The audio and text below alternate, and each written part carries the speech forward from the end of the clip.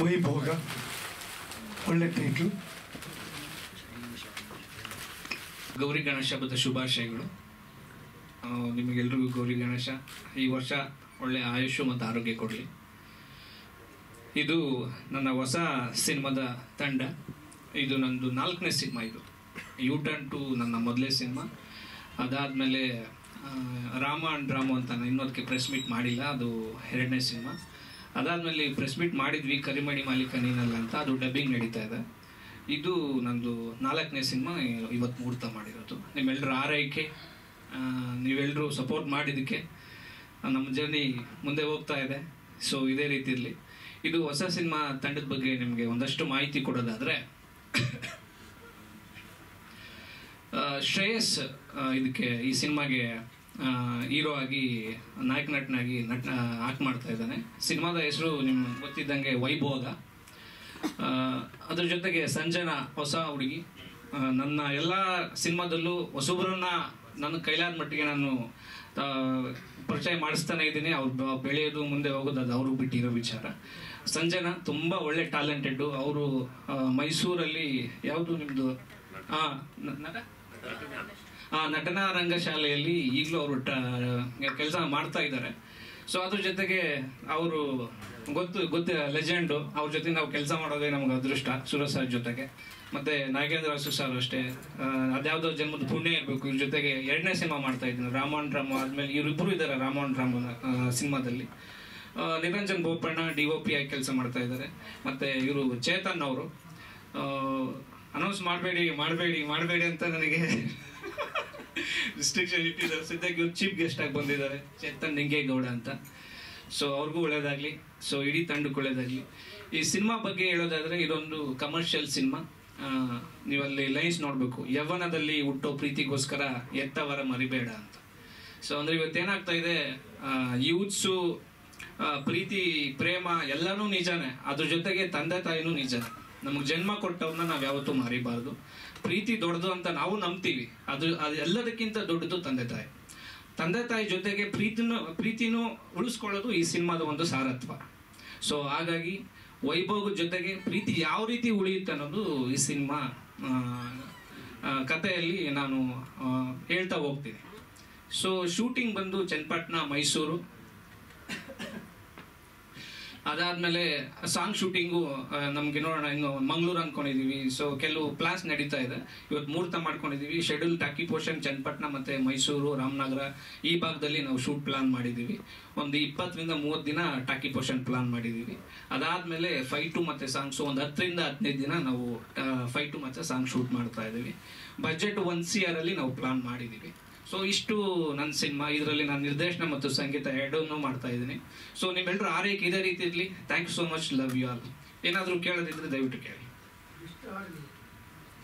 ಇದರಲ್ಲಿ 4 ಹಾಡುಗಳಿದ್ದಾವೆ.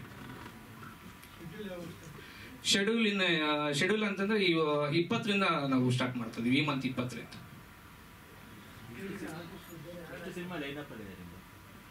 ಸರ್ ಈಗ ಕರಿಮಣಿ ಮಾಲೀಕ ರಿಲೀಸ್ ಆಗಬೇಕು, ರಾಮ ಅಂಡ್ ರಾಮ್ ರಿಲೀಸ್ ಮಾಡ್ಬೇಕು sir. Rama and Ram sensor ಆಯ್ತು 2 days ಬ್ಯಾಕ್. ಇಲ್ಲೇ ಇದೇ ಸ್ಟುಡಿಯೋದಲ್ಲಿ ಸೆನ್ಸರ್ ಆಗಿ ಇಲ್ಲ, ಸೆನ್ಸರ್ ಆಯ್ತಲ್ಲ ನಂದು. ಇವಾಗ ಸುಮ್ಮನೆ ಟೈಟಲ್ ಲಾಂಚ್ ಮಾಡ್ಕೊಂಡು ಬಿಟ್ರೆ ಅವಾಗ ಸೆನ್ಸರ್ ಆಯ್ತಲ್ಲ. ರಾಮ ಅಂಡ್ ರಾಮ್ ಇದೇ ಸ್ಟುಡಿಯೋದಲ್ಲಿ ಆಯ್ತು, ಅದೇ ಆಪರೇಟರ್ ಮಾಡಿದ್ದಾರೆ. UA ಸರ್ಟಿಫಿಕೇಟ್ ಬಂತು.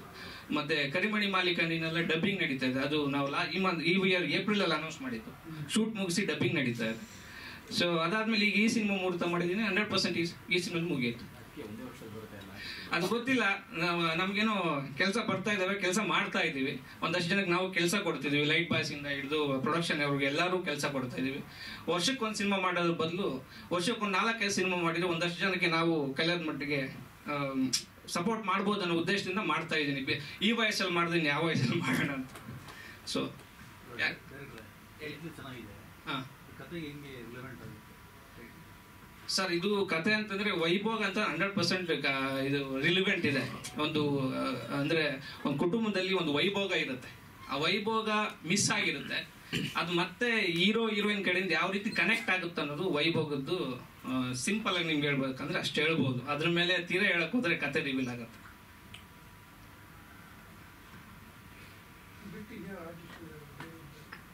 ಪದ್ಮಜರಾವ್ ಇದ್ದಾರೆ.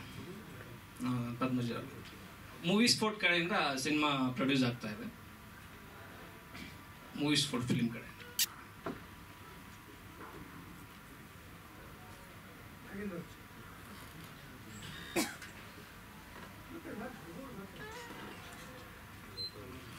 ಎಲ್ರಿಗೂ ನಮಸ್ತೆ. ಇವತ್ತು ರಾಯರ ಸನ್ನಿಧಿಯಲ್ಲಿ ರಾಘವೇಂದ್ರ ಮಠದಲ್ಲಿ ಜಯನಗರಲ್ಲಿ ಮುಹೂರ್ತ ಹಮ್ಮಿಕೊಂಡು ರಾಯರ ಆಶೀರ್ವಾದ ಪಡೆದು ಇವತ್ತು ಇಲ್ಲಿ ಪ್ರೆಸ್ ಮೀಟ್ ಮಾಡ್ತಾ ಇದ್ದೀವಿ.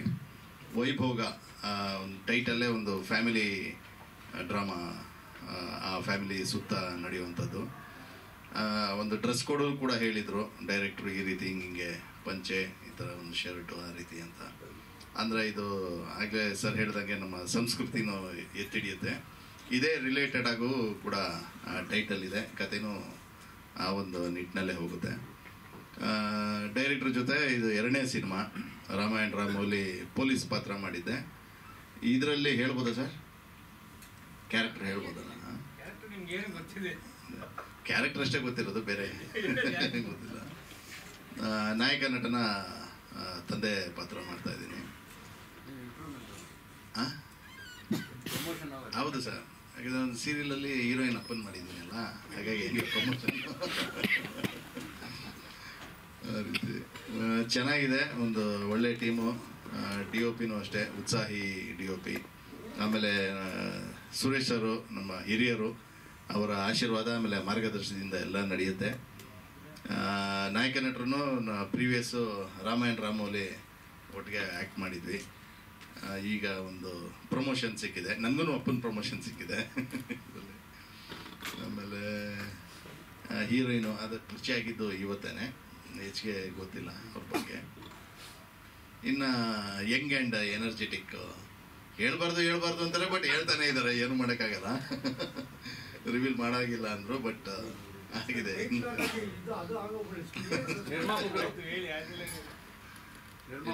ಆ್ಯಕ್ಚುಲಿ ನಿರ್ಮಾಪಕರು, ಯೂತ್ ನಿರ್ಮಾಪಕರು. ಯಾಕಂದರೆ ನಿರ್ಮಾಪಕರು ಬರೀ ಸಿನಿಮಾ ಇಂಡಸ್ಟ್ರಿಗೆ ಬರೋದಲ್ಲ, ಆದರೆ ಬಂದು ಒಂದೇನೋ ಒಂದು ಸಾಧನೆ ಮಾಡಿ ಒಂದು ಸಿನಿಮಾ ಚೆನ್ನಾಗಾಗಿ ಗಳಿಕೆ ಆದರೆ ಇನ್ನೂ ಉತ್ತಮ. ಯಾಕಂದರೆ ಈಗಿರೋ ಸಿಚುವೇಶನಲ್ಲಿ ಎಲ್ಲ ಚೆನ್ನಾಗಿ ಆಗಬೇಕು. ಕಂಟೆಂಟ್ ಇರೋ ಸಿನಿಮಾಗಳು ಗೆಲ್ಲಬೇಕು ಮೇಯ್ನಾಗಿ. ಹಾಗಾಗಿ ಈ ಒಂದು, ಯಾಕಂದರೆ ರಾಮಾಯಣ ರಾಮು ಒಂಥರ ಯೂನಿಕ್ ಕಂಟೆಂಟು, ಅದು ಭಾಳ ಚೆನ್ನಾಗಿದೆ. ಅದು ನಾನಲ್ಲಿ ಆ್ಯಕ್ಟ್ ಮಾಡುವಾಗಲೇ, ಆಮೇಲೆ ಏನಾದ್ರು ವಿಷಯವಾಗಿ ನಾವು ಮಾಡ್ತಾಯಿದ್ದೀವಿ ಅಂತ ಗೊತ್ತಾದಾಗ ಒಂಥರ ಖುಷಿಯಾಗಿದೆ. ಒಂದು ಸೋಷಿಯಲ್ ಕಾಸು, ಸೋಷಿಯಲ್ ಮೆಸೇಜ್ ಬಗ್ಗೆ.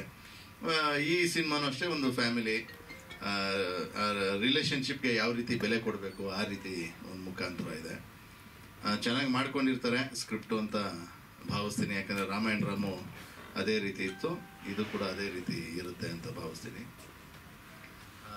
ಆ್ಯಸ್ ಯೂಶುವಲ್ ನಿಮ್ಮ ಮೀಡಿಯಾ ಸಪೋರ್ಟು ಬೇಕೇ ಬೇಕಾಗುತ್ತೆ. ನೀವು ಕೊಡ್ತಾನೆ ಇರ್ತೀರ, ಹೊಸೊಬ್ರಿಗೆ ಇನ್ನೂ ಒಂದಷ್ಟು ಬೆಂಬಲ ಕೊಡಬೇಕು. ಯಾಕಂದರೆ ಮೀಡಿಯಾ ಇದ್ದರೆ ನಾವು, ಹಾಗಾಗಿ ನಮ್ಮನ್ನು ನೀವು ಪರಿಚಯ ಮಾಡಿಸಿ ನಮ್ಮ ಬಗ್ಗೆ ಎಲ್ಲ ನೀವು ಜನಗಳಿಗೆ ತಲುಪಿಸೋದೇ ಎಲ್ಲ ನಿಮ್ಮ ಮುಖಾಂತರನೇ.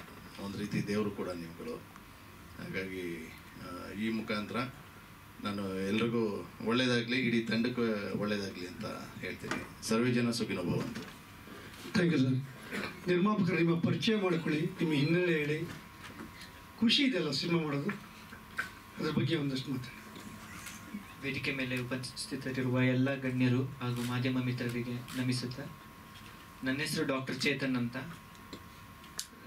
ಸೊ ಆಲ್ರೆಡಿ ನಾನು ಹೇಳಿದ್ದೆ ಏನು ರಿವೀಲ್ ಮಾಡಬೇಡಿ ಅಂತ, ಮೂವಿ ಮುಗಿಯೋವರೆಗೂ ಹೇಳಿದ್ದಾರೆ. ಈ ಸ್ಟೋರಿ ತೊಗೊಂಡು ಬಂದಾಗ ಒಂದು ಒಳ್ಳೆ ಫ್ಯಾಮಿಲಿ ಎಂಟರ್ಟೈನ್ಮೆಂಟ್ ಹಾಗೂ ಈಗಿನ ಟ್ರೆಂಡ್ ಏನು ನಡೀತಾ ಇದೆ ಅದರ ತದ್ವಿರುದ್ಧವಾಗೇ ಫ್ಯಾಮಿಲಿ ಬಗ್ಗೆ ಏನು, ಫ್ಯಾಮಿಲಿ ಇಂಪಾರ್ಟೆನ್ಸ್ ಏನು, ಜಾಯಿಂಟ್ ಫ್ಯಾಮಿಲಿ ಹೇಗಿರುತ್ತೆ ಅನ್ನೋದು ಕಾನ್ಸೆಪ್ಟ್ ಇರೋದ್ರಿಂದ ಒಂದು ಒಳ್ಳೆ ಮೆಸೇಜು ಹೋಗಲಿ ಆಡಿಯನ್ಸ್ಗೆ ಅನ್ನೋ ಭಾವದಲ್ಲಿ ಚಂದ್ರೋಬೈ ಅವರು ಹೇಳಿದ್ರು ಸ್ಟೋರಿನ. ತುಂಬ ಇಷ್ಟ ಆಯಿತು ನನಗೆ. ಅದರಿಂದ ಯೂತ್ಸು ಮುಂದೆ ಬರಬೇಕು. ಶ್ರೇಯಸ್ ಅವರು ಹೀರೋ ಆಗಿ ಆ್ಯಕ್ಟ್ ಮಾಡ್ತಿದ್ದಾರೆ. ಈ ಚಿತ್ರದ ಮೂಲಕ ಅವ್ರಿಗೆ ಸಕ್ಸಸ್ ಸಿಗಲಿ. ಹಾಗೆ ಎಲ್ಲ ಸೀನಿಯರ್ ಆರ್ಟಿಸ್ಟು, ಈ ಫೀಲ್ಡಲ್ಲಿ ನನಗೆ ಅಷ್ಟು ಅನುಭವ ಇಲ್ಲ, ಎಲ್ಲ ಡೈರೆಕ್ಟ್ರ್ ಮೇಲೆ ಹೊರೆ ಇಟ್ಟು ಮುಂದೆ ನಡೀತಾ ಇದ್ದೀವಿ. ನಿಮ್ಮ ಆಶೀರ್ವಾದದೊಂದಿಗೆ ಎಲ್ಲ ಒಳ್ಳೆಯದಾಗುತ್ತೆ ಅಂತ ಬಯಸ್ತಿದ್ದೀನಿ. ಇಲ್ಲ, MD ಫಿಸಿಷಿಯನ್.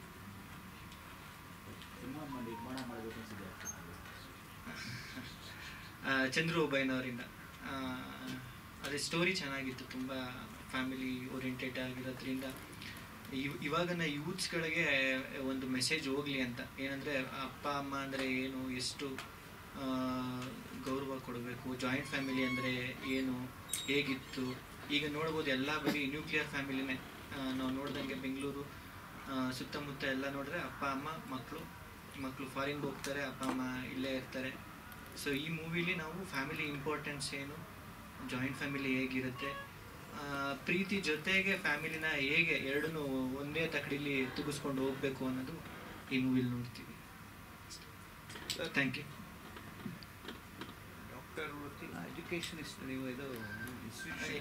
ಹಾಗೆ ಈಗ ಹೇಗೆ ಫ್ಯಾಮಿಲಿ ಮತ್ತು ಲವ್ನ ಬ್ಯಾಲೆನ್ಸ್ ಮಾಡ್ತಿದ್ದಾರೆ, ನಾವು ಹಾಗೆ ಎಜುಕೇಷನ್ ಮತ್ತು ಮೆಡಿಕಲ್ ಎರಡನ್ನೂ ಬ್ಯಾಲೆನ್ಸ್ ಮಾಡ್ತಾ ಇದ್ದೀನಿ sir. Chennambika group of institutions.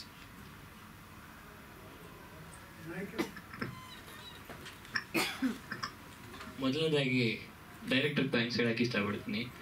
ಒಂದು ಒಳ್ಳೆ ಸ್ಟೋರಿನ ನನಗೆ ಅಂತ ಇಟ್ಕೊಂಡು ಇದನ್ನ ನೀನೇ ಮಾಡಬೇಕು ಅಂತ ನನಗೊಂದು ಫೋನ್ ಕಾಲ್ ಬಂದು ಹೇಳಿದಾಗ ನನ್ನ ಕತೆ ಕೇಳಲಿಲ್ಲ. ಫಸ್ಟು ನೀವು ಡೈರೆಕ್ಷನ್ ಮಾಡ್ತೀನಿ ಅಂದರೆ ನಾನು ಆ್ಯಕ್ಟ್ ಮಾಡೋಕ್ಕೆ ರೆಡಿ ಅಂತ ಹೇಳಿದೆ. ಹಂಗೆ ಪ್ರೊಡ್ಯೂಸರ್ಗೂ ಬಿಗ್ ಥ್ಯಾಂಕ್ಸು. ನನ್ನನ್ನು ನಂಬಿ ಏನೋ ಒಂದು ಜವಾಬ್ದಾರಿ ಕೊಟ್ಟಿದ್ದಾರೆ, ಅದನ್ನು ಉಳಿಸ್ಕೊತೀನಿ. ನಂತರ ನಿಮ್ಮ ಮಾಧ್ಯಮ ಪ್ರಿಯರಿಗೆ ಅಂದರೆ ಫಸ್ಟ್ ಟೈಮು ನನ್ನನ್ನು ಪರಿಚಯ ಮಾಡಿಸ್ತಾರ ನಿಮಗೆಲ್ಲರಿಗೂ ಹೃದಯಪೂರ್ವಕ ಧನ್ಯವಾದಗಳು. ಕ್ಯಾರೆಕ್ಟರ್ ಅಷ್ಟೊಂದು ಹೇಳಿಲ್ಲ, ಕತೆ ಕೇಳಿಲ್ಲ ಅಂತ ಹೇಳಂದಲ್ಲ ಸರ್. ಡೈರೆಕ್ಟರ್ ಎಲ್ಲ ಸೆಟ್ಟಲ್ಲೇ ಹೇಳ್ತೀರಪ್ಪ, ಡೈರೆಕ್ಟರ್ನೇ ಕೇಳಬೇಕು ಸರ್. ಸರ್ ಇಲ್ಲ ಬಾಬಾ, ಈಗ ಮೊದಲೇ ಸಿನಿಮಾ ನಾನು ರಾಮನ್ ಡ್ರಾಮದಲ್ಲಿ ಆ್ಯಕ್ಟ್ ಮಾಡಿದ್ದೆ. ಸೊ ಅದರಲ್ಲೂ ನಾನು ಒಂದು ಸ್ಟೋರಿ ಹೇಳಿರಲಿಲ್ಲ. ಅದಾದಮೇಲೆ ಇದಕ್ಕೂ ಅಷ್ಟೇ, ಅಂದರೆ ಟ್ಯಾಲೆಂಟೆಡ್ ಇದ್ದಾರೆ, ಆ್ಯಕ್ಟಿಂಗ್ ಕ್ಯಾಮ್ರಾ ಮುಂದೆ ಬಂದರೆ ತುಂಬ ಚೆನ್ನಾಗಿ ಆ್ಯಕ್ಟ್ ಮಾಡ್ತಾನೆ. ಸೊ ಬೆಳೆಯಂಥ ಹುಡುಗರಿಗೆ ಸಪೋರ್ಟ್ ಮಾಡೋದು ನಮ್ಮ ಕರ್ತವ್ಯ. ನಮಗೂ ಆಲ್ರೆಡಿ 38, 39, 40 ಹತ್ತತ್ರ ಇದೆ. ಇನ್ನೊಂದು 20 ವರ್ಷ ಬದುಕ್ಬೋದು. ಇನ್ನೇನು ಕಿತ್ತು ಊಟಾಗ್ಬೋದು. ಅದನ್ನು ನಾವು ಈ ಸಿನಿಮಾ ರಂಗದಲ್ಲಿ ಒಂದೊಂದು ವರ್ಷದಲ್ಲಿ ಏನೇನು ಮಾಡಬೇಕು ಅಷ್ಟು ಕೆಲಸಗಳನ್ನ ಮಾಡ್ತಾ ಇದ್ವಿ. ಇಂಥ ಹುಡುಗರನ್ನ ಬೆಳೆಸೋ ಜವಾಬ್ದಾರಿ ನಮ್ಮ ಮೇಲೆ ಇರ್ತೈತೆ. ನೋಡೋಣ, ನಮ್ಮ ಕರ್ತವ್ಯ ನಾವು ಮಾಡೋಣ ಅಷ್ಟೇ.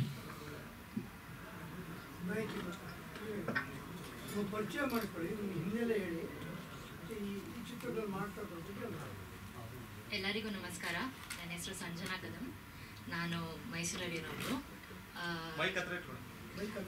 ನಾನೊಂದು ರಂಗಭೂಮಿ ಕಲಾವಿದೆ. ನಾನು 2 ವರ್ಷದಿಂದ ನಟನಾ ರಂಗಶಾಲೆಯಲ್ಲಿ ನಾನು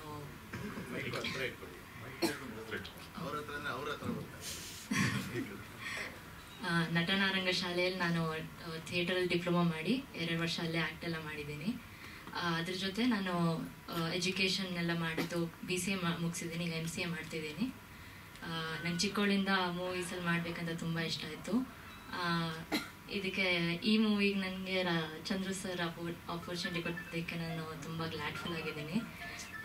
ನಾನು ಈ ಮೂವಿ ಏನಕ್ಕೆ ಮಾಡ್ತೀನಿ ಅಂದರೆ ನನ್ನ ಕತೆ ತುಂಬ ಇಷ್ಟ ಆಯಿತು. ಲೈಕ್ ರೊಮ್ಯಾಂಟಿಕ್ ಕಾಮಿಡಿ ಥರ ಇದೆ ಆ್ಯಂಡ್ ಟೀಮು ತುಂಬ ಚೆನ್ನಾಗಿದೆ. So thank you. ಅಷ್ಟೇನು ಹೇಳಿಲ್ಲ, ಬಟ್ 1 ಲೈನ್ ಸ್ಟೋರಿ.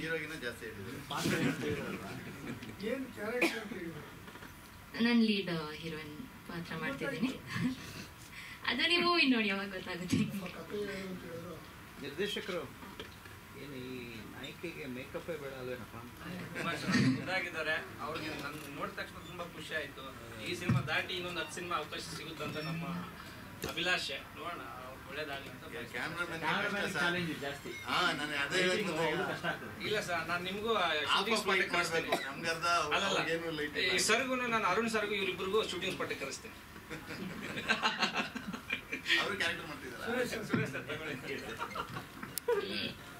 ಇಷ್ಟೆಲ್ಲ ಕಿರಿಯರು ಮಾತಾಡೋದಲ್ಲ, ನಾನು ಮಾತಾಡ್ಬೇಕನ್ನೋದು. ಇದು ಕೊನೆ ಕೊಟ್ಟಿದ್ರೆ ಪರವಾಗಿಲ್ಲ. ಏನು ದಿನಕ್ಕೊಬ್ರು ಕತೆ ಹೇಳ್ತಾರೆ. ಯಾವ ಕತೆ ಆ ಕತೆ ಈ ಕತೆ ಎಲ್ಲ ಮಿಕ್ಸ್ ಆಗಿ ಬೆಳಿಗ್ಗೆ ಎದ್ದಾಗ ಯಾವುದು ಯಾರು ಮಾಡ್ತಾ ಇದ್ದಾರೆ ಅನ್ನೋದು ಗೊತ್ತಿರಲ್ಲ. ಅದರಿಂದ ಅದು ತಲೆ ಕೆಡಿಸ್ಕೊಳ್ಳೋ ಕ್ಯಾಮ್ರಾ ಮುಂದೆ ಬಂದಾಗ ಆ ಸೀನ್ ಎಕ್ಸ್ಪ್ಲೇನ್ ಮಾಡ್ತಾರೆ. ಅಪ್ಪ ಆದ್ಮೇಲೆ ನೀವೇನಪ್ಪ ಏನ್ ಸರ್? ನಾಗೇಂದ್ರ ಅರಸು ಅಪ್ಪ ಅಂದ್ಬಿಟ್ರಿ ಸಿನಿಮಾಯಿಂದ, ನೀವೇನಪ್ಪ? ನಾನು ಏನೋ ಲೆಕ್ಚರರ್ ಕ್ಯಾರೆಕ್ಟರ್ ಅಂತ ಹೇಳಿದ್ದಾರೆ. ಸರಿ, ಒಬ್ಬಯ್ಯವರು 3ನೇ ಸಿನಿಮಾದಲ್ಲಿ ನಾನು ಆ್ಯಕ್ಟ್ ಮಾಡ್ತಾ ಇರೋದು. ಸಿನಿಮಾದಲ್ಲಿ ಪಾಪ ಅವರು ಸೀನ್ ಪೇಪರ್ ಕೊಡೋದಕ್ಕಿಂತ ಹೆಚ್ಚಾಗಿ ಎಕ್ಸ್ಪ್ಲೇನ್ ಮಾಡಿಬಿಡ್ತಾರೆ ಸೀನ್ನ. ಅದನ್ನೇನಾದ್ರು ಡೆವಲಪ್ ಮಾಡೋಕ್ಕಾಗುತ್ತೆ ಅಂತ ನೋಡಿ ಸರ್. ನಮ್ಮ ಶಕ್ತಿ ಅನುಸಾರ ಆ ಸೀನ್ಗೆ ಇನ್ನೊಂದು ಸ್ವಲ್ಪ ಪುಷ್ಟಿ ಕೊಟ್ಟು ಆ ಸೀನ್ಗೆ ಇನ್ನೊಂದು ಸ್ವಲ್ಪ ಕೆಳ ಕಟ್ಟೋಂಗೆ ಮಾಡಿದ್ದೀನಿ. ಲಾಸ್ಟ್ ಕರಿಮಣಿ ಮಾಲೀಕನಲ್ಲಂತೂ ಸೀನ್ ಪೇಪರ್ ಕೊಡಲೇ ಇಲ್ಲ ಅವರು. ನನಗೂ ಬೇಕಾದಸ್ಕೊಂಡು ನೋಡಿ ಸರ್, ಇನ್ಸಿಡೆಂಟ್ ಇದು ಏನು ಮಾಡ್ಬೋದು ಅಂತ ನೋಡೋಣ ಪ್ರಯತ್ನ ಬಂದು. ಏನು ಒಂದು ಸೀನ್ ಓಕೆ, 2 ಸೀನ್ ಓಕೆ, 3ನೇ ಸೀನಲ್ಲೂ ಅದೇ ಥರ ಮಾಡಿದ್ರು. ಆಮೇಲೆ ನಾವು ಬರೆದಕ್ಕಿಂತ ಚೆನ್ನಾಗಿ ಆಗ್ತಾಯಿದೆ ಸರ್, ಅದಕ್ಕೋಸ್ಕರ ನಿಮ್ಮ ಸೀನ್ ಪೇಪರ್ ಕೊಡೋಲ್ಲ. ಇಡೀ ಸಿನಿಮಾದಲ್ಲಿ ಒಂದು 7-8 ಸೀನ್ ಮಾಡಿದ್ರು. 7-8 ಸೀನು ಕೂಡ ನಾನು ಅವರು ಇನ್ನೊಬ್ಬರು ಮಾತಾಡೋದನ್ನು ಚಿತ್ರೀಕರಣ ಮಾಡಿದ್ರು. ಅವರ ಟ್ಯಾಲೆಂಟು. ಸುಮಾರು ಜನ ನಿರ್ದೇಶಕರು ಈ ಥರ ಟ್ಯಾಲೆಂಟ್ ಇರುತ್ತೆ. ಸೀನ್ ನಮ್ಮ ಹತ್ರನೇ ಕ್ರಿಯೇಟ್ ಮಾಡಿಸಿ ಬರೆಸಿ ಶೂಟ್ ಮಾಡುವಂಥ ಟ್ಯಾಲೆಂಟು. ಅದು ನಿಜವಾಗ್ಲೂ ಒಂದು ರೀತಿಯಲ್ಲಿ ನೈಜವಾಗಿ ಬರೋದಕ್ಕೆ ಒಂದು ಕಾರಣ ಆಗುತ್ತೆ ಅನ್ನೋದಕ್ಕೆ ನನ್ನ ಒಂದು ಅನುಭವ ಹೇಳುತ್ತೆ. ಈ ಸಿನಿಮಾದಲ್ಲಿ ಲೆಕ್ಚರ್ ಕ್ಯಾರೆಕ್ಟರ್ ಅಂತ ಹೇಳಿದ್ದಾರೆ, ಬಟ್ ಕತೆ ನನಗೂ ಹೇಳಿಲ್ಲ ಏನು ಕತೆ ಅಂತ. ಗೊತ್ತಿಲ್ಲ ಸರ್. 7-8 ದಿನ ಇದೆ ಅಂತಂದ್ರೆ ಅಷ್ಟೇ. 7-8 ದಿನದಲ್ಲಿ ದಿನಕ್ಕೊಂದು ಸೀನ್ ಮಾಡ್ತಾರೋ ಇಲ್ಲ ದಿನಕ್ಕೆ 3 ಸೀನ್ ಮಾಡ್ತಾರೆ ಗೊತ್ತಿಲ್ಲ. ಅದು ಅವ್ರಿಗೆ ಬಿಟ್ಟಿದ್ದು. ಅದು ಹೇಳೋ ಅವಶ್ಯಕತೆಯೂ ಇಲ್ಲ ನನಗೆ. ಏನು ನಮ್ಮ ಕರ್ತವ್ಯ ಏನು, director is a captain of the ship. ಅವ್ರು ಏನು ಹೇಳ್ತಾರೆ ಅದನ್ನು, ಅದ್ರ ಜೊತೆಗೆ ಅವರೇ first audience of the product. ಮೊದಲನೇ ಪ್ರೇಕ್ಷಕ ಡೈರೆಕ್ಟರ್ಸ್. ಸೊ ಆ ಒಂದು ದೃಷ್ಟಿಯಿಂದ ನಾವು ಅವ್ರನ್ನ, ಅವನು ಯುವಕ ಆಗಿರ್ಬೋದು ಇಲ್ಲ ಮುದುಕ ಆಗಿರ್ಬೋದು, ಭಾಳ ಸೀನಿಯರ್ ಆಗಿರ್ಬೋದು, ನಮ್ಗೆ ಅವಶ್ಯಕತೆ ಇಲ್ಲ. ಆ ಪಾಲನೆ ಮಾಡ್ತೀವಿ. ಕ್ಯಾಮ್ರಾ ಮುಂದೆ ನಿಂತ್ಕೊಂಡಾಗ ಏನು ಮಾಡಬೇಕು ಅನ್ನೋದು ಒಬ್ಬ ನಟನಾಗಿ ನಾನು ಮೊದಲಿನಿಂದಲೂ ಕೇಳ್ಕೊಂಬಂದಿರೋದು. ಅವನು ಎಂಥ ಉದ್ದಟನ ತೋರಿದ್ರು ಕೂಡ ನಾನು ಮೂಗು ತೋರಿಸಲ್ಲ. ಅದು ನನ್ನ ವೈಯಕ್ತಿಕ ಒಂದು ಸಿದ್ಧಾಂತ. ಒಂದು ಸಿನಿಮಾಗೆ ಪಾಪ ನಾನು ನೋಡ್ದಂಗೆ 1 ವರ್ಷದಿಂದ 4 ಸಿನಿಮಾ ಮಾಡಿದ್ದಾರೆ ಅಂತಂದರೆ ಎಲ್ಲ ಸಿಕ್ಕಂಥವ್ರೆಲ್ಲ ಚಿಕ್ಕ ಪ್ರೊಡ್ಯೂಸರ್ಸ್, ಚಿಕ್ಕ ನಿರ್ಮಾಪಕರು. ಅವ್ರ ಕನಸು ಏನೇ ಇರ್ಬೋದು, ಆ ಕನಸು ತಕ್ಕಂತೆ ದುಡ್ಡು ಹಾಕುವಂಥವ್ರು ಪ್ರೊಡ್ಯೂಸರ್ ಸಿಗದೇ ಇರ್ಬೋದು. ಅದಕ್ಕೆ ಸಣ್ಣ ಪ್ರಮಾಣದಂಥ ಒಂದು ಮೊತ್ತದಲ್ಲಿ ಒಂದು ಒಳ್ಳೆಯ ಕನಸನ್ನು ಕಾಣುವಂಥ ಒಬ್ಬ ನಿರ್ದೇಶಕ ಹುಟ್ಕೋತಾ ಇದ್ದೇನೆ ಅಂತ. ಇವತ್ತಿನ ನಮ್ಮ ಚಿತ್ರರಂಗದಲ್ಲಿ ಸಾಕಷ್ಟು ಚಿತ್ರಗಳು 300 ಸಿನಿಮಾಗಳು ರಿಲೀಸ್ ಆದರೆ ಎಲ್ಲೋ 1-2 ಸಿನಿಮಾ ದುಡ್ಡು ಮಾಡ್ಬೋದು, ಎಲ್ಲೋ 2 ಸಿನಿಮಾ 1 ತಿಂಗಳು ದಾಟ್ಬೋದು. ಈಗ 2 ಸಿನಿಮಾ ಓಡ್ತಾ ಇದೆ. ಗಣೇಶ್ದೊಂದು, ದುನಿಯಾ ವಿಜಿದೊಂದು. ಏನೋ ಒಂದು ಸ್ವಲ್ಪ ಆಸೆ ಗಣ್ಯದಿಂದ ದುಡ್ಡು ಹಾಕುವಂಥ ನಿರ್ಮಾಪಕರು ಕೂಡ ಮನಸ್ಸು ಮಾಡ್ತಾ ಇದ್ದಾರೆ ಹೊಸ ಹೊಸ ಸಿನಿಮಾ ಮಾಡಬೇಕು ಅಂತ. ಈ ಕೈಲಾದಷ್ಟು ನಾವು 10 ಕೋಟಿ 20 ಕೋಟಿ 50 ಕೋಟಿ 100 ಕೋಟಿ ಮಾಡದೇ ಇದ್ರು ಕೂಡ 1 ಕೋಟಿಗೆ ಸಿನಿಮಾ ಮಾಡಿದ್ರೆ ತೃಪ್ತಿ ಆಗ್ತದೆ. ಅದರಲ್ಲಿ ಒಳ್ಳೆ ಕಥೆಗಳು ಸಿಗ್ಬೋದು. ಅದನ್ನು ಆಯ್ಕೆ ಮಾಡ್ಕೊಳ್ಳೋದು ನಿರ್ದೇಶಕನ ಒಂದು ಕರ್ತವ್ಯ. ಯಾಕೆಂದರೆ ಅವನ ಭವಿಷ್ಯನೂ ಅದರಿಂದ ನಿರ್ಧಾರ ಆಗುತ್ತೆ. ಒಂದು ಎರಡನೇದಾಗಿ ಪ್ರೇಕ್ಷಕನಿಗೆ ಏನಂತಂದರೆ ಅವನಿಗೆ ಸಾವಿರಾರು ಆಯ್ಕೆಗಳಿರುತ್ತೆ. ಒಬ್ಬ ಪ್ರೇಕ್ಷಕ ನಾನು ಚಿತ್ರಮಂದಿರದ ಒಳಗಡೆ ಬಂದರೆ ನನಗೆ ಹೊಟ್ಟೆ ತುಂಬ ಊಟ ಸಿಗುತ್ತೆ ಅನ್ನೋ ದೃಷ್ಟಿಯಿಂದ ಬರ್ತಾನೆ. ಅಂದರೆ ನನಗೆ ಮನೋರಂಜನೆ ಸಿಕ್ತು, ನಾನು ಎಷ್ಟೋ ನನ್ನ ಕೆಲಸದ ಒತ್ತಡದಿಂದ ಆಚೆಗೆ ಬರಬೇಕು, ರಿಲೀಫ್ ಆಗಬೇಕು ಅಂತ ಅನ್ನೋದಕ್ಕೋಸ್ಕರ ಎಂಟರ್ಟೈನ್ಮೆಂಟ್ಗೋಸ್ಕರ ಹುಡುಕ್ತಾ ಇರ್ತಾನೆ. ಆ ಹುಡುಕಾಟದಲ್ಲಿ ಒಂದು ಚಿತ್ರಮಂದಿರದಲ್ಲಿ ನಾನು ಒಳ್ಳೆ ಚಿತ್ರ ನೋಡ್ಬೋದು ಅಂತಂದರೆ ಬರ್ತಾನೆ. ನೆಕ್ಸ್ಟ್ ಡೇ ಆನ್ಲೈನಲ್ಲಿ ನೋಡಬೇಕು ಅಂದರೆ ಅಲ್ಲೇ ಕೂತ್ಕೋತಾನೆ ಮನೆ ಒಳಗೆ. ಅಂದರೆ ಯಾರು ಒಳಗಡೆ ಕೂತ್ಕೊಂಡು ಚಿತ್ರರಂಗಕ್ಕೆ ಬಂದು ಸಿನಿಮಾ ನೋಡೋದು ಅಂತಂದ್ರೆ ಒಂದು ಸಂಭ್ರಮ, ಅದೊಂದು ವೈಭೋಗ. ಈ ಟೈಟ್ಲಿಗೆ ರಿಲೆವೆಂಟ್ ಅಂತಂದರೆ ಹಿಂದಿನ ಕಾಲದಲ್ಲಿ ತಿಂಗಳಿಗೆ 1 ಸಿನಿಮಾ ರಿಲೀಸ್ ಆಗ್ತಿತ್ತು, ವರ್ಷಕ್ಕೆ 12 ಸಿನಿಮಾ ರಿಲೀಸ್ ಆಗ್ತಿತ್ತು. ಎಲ್ಲ ಸಿನಿಮಾನು ನೋಡೋಕ್ಕೆ ಪ್ರೇಕ್ಷಕರಿಗೆ ಅವಕಾಶ ಇತ್ತು. 300 ಸಿನಿಮಾ ಅಂದರೆ ಯಾವ್ದು ನೋಡೋದು ಯಾವ್ದು ಬಿಡೋದು, ತನ್ನ ಪಾಕೆಟು ಕೂಡ ಪರ್ಮಿಟ್ ಮಾಡಬೇಕಲ್ವ. ಈ ಒಂದು ದೃಷ್ಟಿನಲ್ಲಿ ಅವನು ಆಯ್ಕೆ ಮಾಡ್ಕೊಳಕ್ಕೆ ಹೋಗ್ತಾನೆ. ಸಿನಿಮಾ ಹೇಗಿರಬೇಕು ಅಂತಂದರೆ ಮನೆ ಬಿಟ್ಟು ಒಂದು ಕಾಂಪ್ಲೆಕ್ಸ್ಗಳ ಶಾಪಿಂಗ್ ಮಾಲ್ಗಳಲ್ಲೆಲ್ಲ ಓಡಾಡಿಕೊಂಡು ತಿಂಡಿ ತಿನ್ಕೊಂಡು ಸಿನಿಮಾ ನೋಡೋದು ಒಂಥರ ಜಾತ್ರೆ ಅಂತ ಒಂದು ಸಂಭ್ರಮ, ಅದು ವೈಭವ. ಅದು ಏನಂತಂದರೆ ಮನೆಗೆ ಬಂದಮೇಲೆ ನನಗೆ ಎಷ್ಟೋ ಟೆನ್ಷನನ್ನು ನನ್ನ ಆಚೆಗೆ ಬಂದಪ್ಪ ಅಂತ ಒಂದು ನಿರಾಳತೆ ಇರುವಂಥದ್ದು ಸಿನಿಮಾ ಅಷ್ಟೇ ಇಲ್ಲ, ಪ್ರತಿಯೊಂದು ಅಷ್ಟೇ. ಸಿನಿಮಾ ಒಂದು ಉದಾಹರಣೆ ಅಷ್ಟೇ. ಆ ಸಿನಿಮಾದಿಂದ ನಮ್ಮ ಚಿತ್ರರಂಗಕ್ಕೆ ಯಶಸ್ವಿ ಆದರೆ ಚಿತ್ರರಂಗ ಸಾವಿರಾರು ಜನ, ಲಕ್ಷಾಂತರ ಜನ, ನೆಟ್ವರ್ಕ್, ಕುಟುಂಬದ ಸದಸ್ಯರಿಂದ ಹಿಡಿದು ಎಲ್ಲರೂ ಕೂಡ ಊಟ ಮಾಡ್ತಾರೆ. ಬೇರೆ ಬೇರೆ ಥರದ ಉಪಯೋಗಗಳಾಗ್ತದೆ. ಅದರಿಂದ ನಾನು ಹೇಳೋದಿಷ್ಟೇ, ಈಗೇನು 2 ಸಿನಿಮಾ ಗೆದ್ದಿದೆ, ಅದೇ ರೀತಿ ನಿಮ್ಮ ದೃಷ್ಟಿಕೋನ ಏನಿರಬೇಕು, ಈ ಸಿನಿಮಾ ಗೆಲ್ಲಬೇಕು. ನಾನು ಬೆಳಿಬೇಕು, ನಾನು ಕೆಲಸ ಮಾಡಬೇಕು ಅನ್ನೋದಕ್ಕೆ, ಕೆಲಸ ಕೊಡಬೇಕು ಅನ್ನೋದಕ್ಕಿಂತ ಒಳ್ಳೆಯ ಚಿತ್ರಗಳನ್ನು ಕೊಟ್ಟು ಜನಗಳನ್ನು ಚಿತ್ರರಂಗದತ್ತ ಸೆಳೆಯೋದಕ್ಕೆ ನಾವು ಪ್ರಯತ್ನ ಮಾಡೋಣ.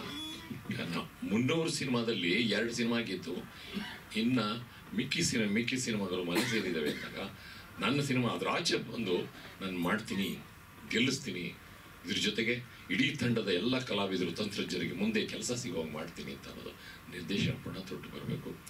ಈ ಒಬ್ಬರು ಮನಸ್ಸು ಮಾಡ್ತಾ ಇದ್ದಾರೆ, ಪಾಪ ಅವರಿಗೆ ಒಳ್ಳೊಳ್ಳೆ ನಿರ್ಮಾಪಕರು ಸಿಗಬೇಕು, ಒಳ್ಳೊಳ್ಳೆ ಕತೆ ಸಿಗಬೇಕು. ನಂತರ ಚಾಲೆಂಜಿಗಾಗಿ ಆ ಒಂದು ಉತ್ಸಾಹ, ಆಸಕ್ತಿ ಎಲ್ಲ ಇದೆ ಒಬ್ಬರ ಹತ್ರ. ಇವತ್ತಿನ ದಿನ ರಾಘವೇಂದ್ರನ ಸನ್ನಿಧಿಯಲ್ಲಿ ಮುಹೂರ್ತ ಆಗಿದೆ. ರಾಘವೇಂದ್ರನ ಕೃಪಾ ಕಟಾಕ್ಷದಿಂದ ಈ ಇಡೀ ತಂಡಕ್ಕೆ ಒಳ್ಳೆಯದಾಗುತ್ತೆ. ಮಾಧ್ಯಮ ಮಿತ್ರರು ಕೂಡ ಒಳ್ಳೆ ನಾವು ಪ್ರಾಡಕ್ಟ್ ಕೊಟ್ಟಾಗ ನೀವು ಕೂಡ ನಮ್ಮನ್ನು ಸಹಕಾರಿಯಾಗಿ ಬೆಳೆಸ್ತೀರಿ ಅಂತ ಅನ್ನೋದು ನಮಗೆ ನಂಬಿಕೆ ಇದೆ. ಇಡೀ ತಂಡಕ್ಕೆ ಒಳ್ಳೆಯದಾಗಲಿ, ನಿಮಗೂ ಒಳ್ಳೆಯದಾಗಲಿ ಅಂತ ಹೇಳ್ತಾ ನನ್ನ ಮಾತನ್ನು ಮುಗಿಸ್ತೀನಿ. ನಮಸ್ಕಾರ. Okay, thank you so much ಎಲ್ರಿಗೂ. ಇನ್ನೊಂದು ವಿಷಯನ ಮುಂದಿನ ತಿಂಗಳು